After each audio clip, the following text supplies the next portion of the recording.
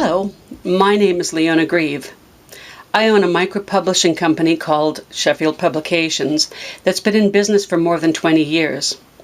We only put out a few select titles a year, and although we don't intend to grow any larger, getting our books into print, getting reviews, getting into bookstores and into libraries has been an enormous challenge and educational experience. I'm sharing this information with you so you don't have to make the same costly mistakes that I've done during my publishing learning curve. In addition to addressing the various publishing options, this short session is intended to demystify the differences between two of the main print-on-demand publishers, CreateSpace, which is owned by Amazon, and Ingram Book Company, in this case Ingram Spark, which services self-publishers and small publishers with less than 1,000 titles. Traditional publishing. Ideally, you will get a traditional publishing contract either with or without an agent. Even if you don't have an agent, if a traditional house offers you a contract, it's relatively easy to attract an agent to represent you after that. As a first-time author, depending on your book and the potential demand for it, the publisher may or may not have a marketing budget.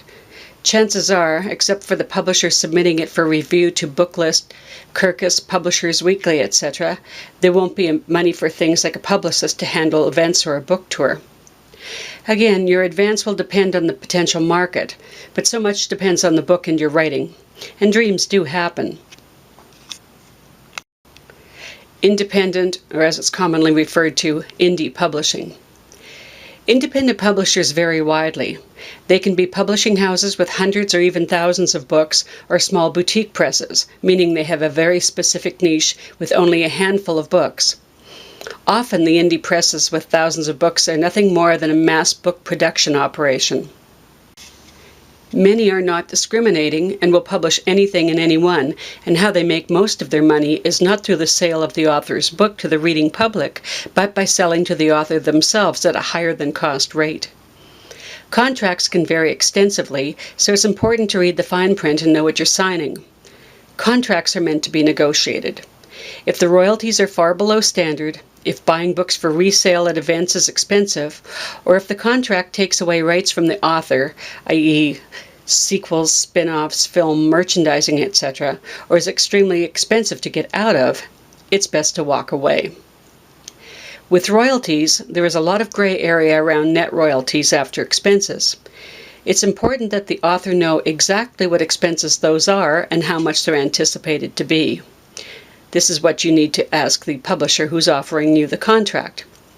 Examples of expenses would be fees to set up, the ISBN, cover art, setup charges, mailings, and more. It's probably not worth your money to hire a contract attorney for an indie publishing contract, but by checking vetting sources such as preditors and editors, you will discover whether or not it's the right place for you. It's also a good idea to ask other authors who have been published by these publishing houses. Publishing services. Publishing services can be anything from an independent printer who sets up your book and prints it for a fee to a publishing service such as BookBaby or Inkwater Press. A printing company will print copies of your book, but the publishing services will often provide distribution as part of their packages. The costs associated with the publishing services vary, but usually run close to $5,000 and may contain many a la carte services you may or may not need, such as professional editing or book cover design. Cooperative Publishing. A cooperative publisher is generally a group of authors who have gotten together to share knowledge, information, and distribution of their books, as well as costs. An author's work will still have to pass scrutiny due to requirements by the other members. Bottom line, with indie presses, publishing services, or cooperative publishers, take a look at the quality of books. Go on to Amazon and read excerpts to see if the book is full of typos or bad formatting. Look at the covers, quality of the publication, etc., and then decide if your book would be a good fit.